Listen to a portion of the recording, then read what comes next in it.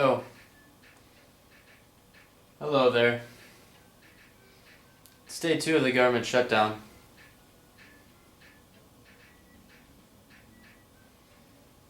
It's about as productive as anyone during the shutdown is going to get.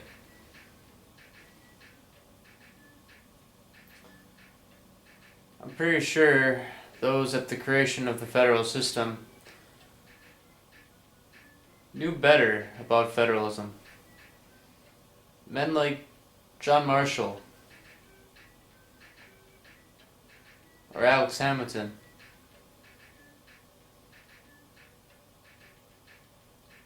or John Marshall. Now, one of the 3 major court cases in the John Marshall Court was McCulloch versus Maryland. Now, McCulloch versus Maryland happened when the United States federal government tried to create a second National Bank of the United States. Maryland, not wanting the second National Bank of the United States, decided to tax the bank and try to make the bank pay taxes to the state of Maryland. Now, to go into a little bit more deeper issue, really the tax system would be that banks not chartered to Maryland, which would be the national second bank, would have to either A, buy stamped paper directly from Maryland, pay $15,000 a year, which was a lot of money back then, or go out of business. And so John Marshall was brought in, Supreme Court was brought in, to decide whether it was A, constitutional to have the bank in the first place, and B, were states able to tax it. So John Marshall came in and he believed that it was necessary and proper for the creation of a national bank in the United States, mainly because it was not mentioned anywhere in the Constitution about a bank. But John Marshall said it was necessary and proper for the United States to be able to coin money and then have a place to put that money. And then the second decision that John Marshall made regarding the case was that Maryland could not tax the bank. So what ended up happening was John Marshall said that states couldn't tax a National Bank of the United States. A, because if you tax the National Bank of the United States, obviously all the states would get a lot of money and the national government would have none. But also that the federal government had more power and authority than the state government, and that has far-reaching consequences today, being things like the Supremacy Clause, and how much power the federal government has in controlling commerce. Now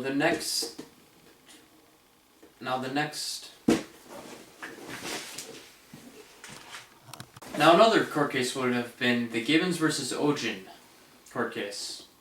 Now, the Gibbons versus Ogin court case had to do with interstate commerce and monopolies. So, the New York government gave exclusive right to ferrying on the Hudson River to a man named Richard Fulton. Now, New Jersey was very mad because the Hudson River was shared a border between both of them, and also because that's a monopoly. You can't do that. And all the commerce would be going to New York. And so the court case was brought up to the Marshall Court. Now, John Marshall, being the mastermind that he is, decided that,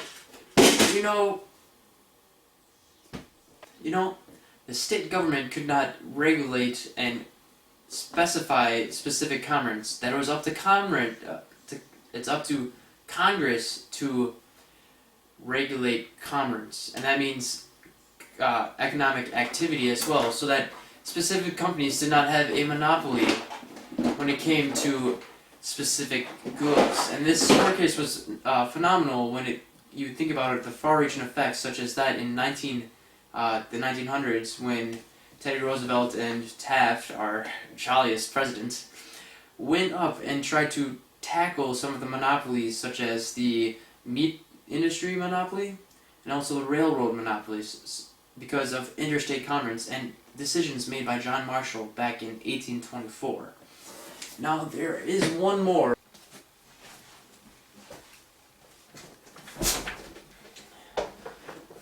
Now, the last case to check the powers of states' rights was the Barron versus Baltimore case in 1833. Now, the Barron versus Baltimore case was